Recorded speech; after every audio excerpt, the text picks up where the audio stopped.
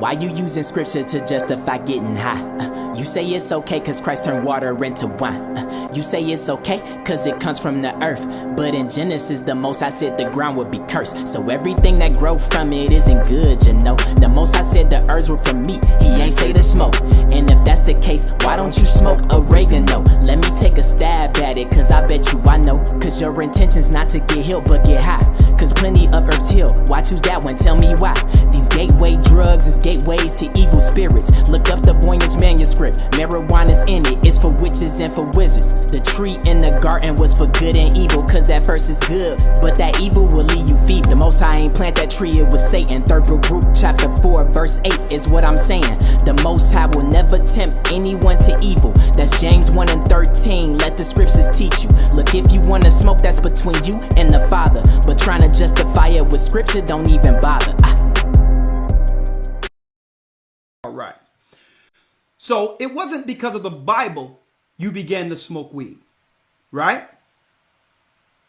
That's true. So why are now people using the Bible to excuse it? Why don't you just say you like smoking weed? Why bring the Bible in? That's true also. Yeah, why even bring the Bible into it?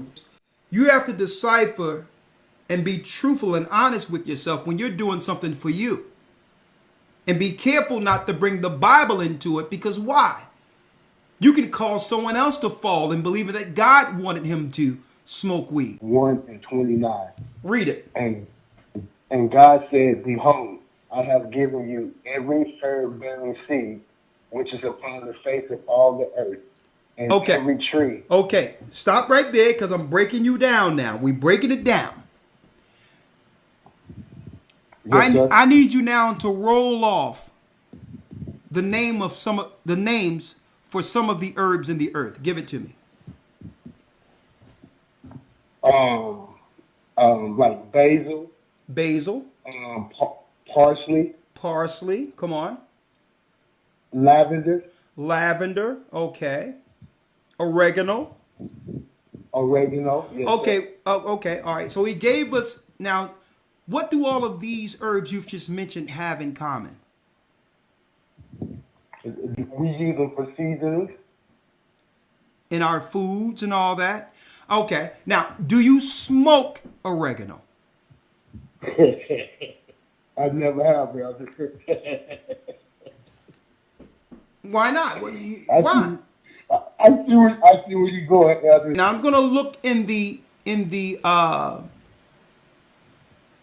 Hebrew H402. It's the feminine, and it says what? You know what it says, brother? Food. No, sir. It says food.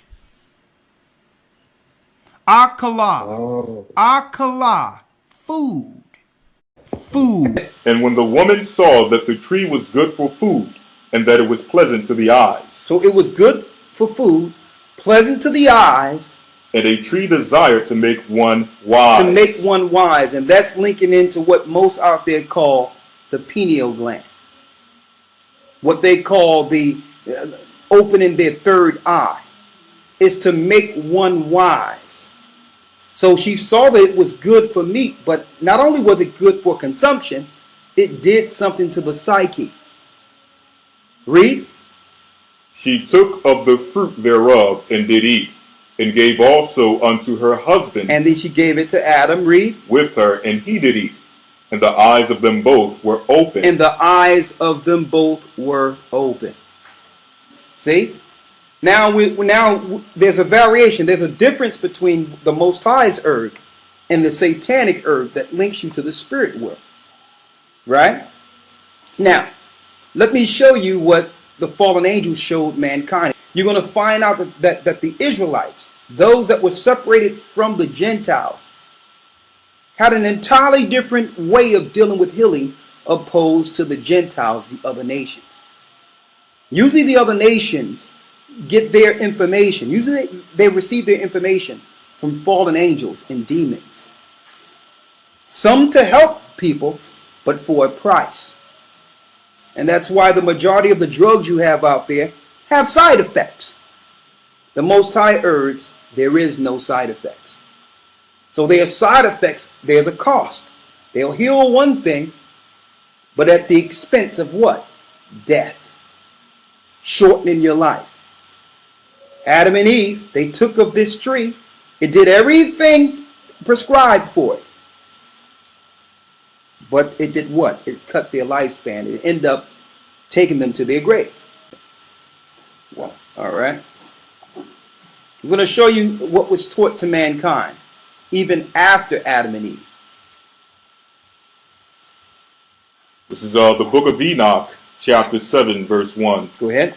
And all the others together with them took unto themselves wives, and each chose for himself one. And they began to go in unto them and to defile themselves with them. And they taught them charms. Read. And enchantments. Enchantments. And the cutting of roots.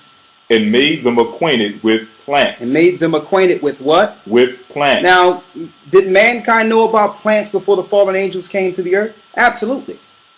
So what is this acquaintance with plants being taught by fallen angels outside of man's relation to plants before the fallen angels? What's the difference? We're going to show you. Called the Voynich manuscript. Right? Now on your screen is the Voynich manuscript, and as you can see on page 1, the Yale University have this book and own this book. All right? This particular book is controlled by the Bush family, the Skull and Bones, and it's in the Yale University. They found an original transcript of this particular book in Latin and one in French, and they translated it into English, and they brought it over into the Americas under the Bush's family. Now, in this book, remember earlier when I went into the fallen angels technology about the plants? In this particular book, there's a list of plants. Now, look how old this book is. Look at the pages on this book. They had to handle this book with much care because it's an ancient demonic book, where the fallen angels showed all the elite powers of the earth how to control the population with certain plants. Look at it, a list of them. See? Look, I need you to see it.